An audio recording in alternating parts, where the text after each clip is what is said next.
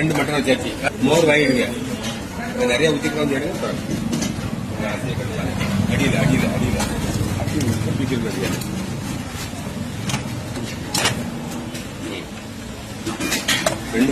3 அளவு ஊற்றி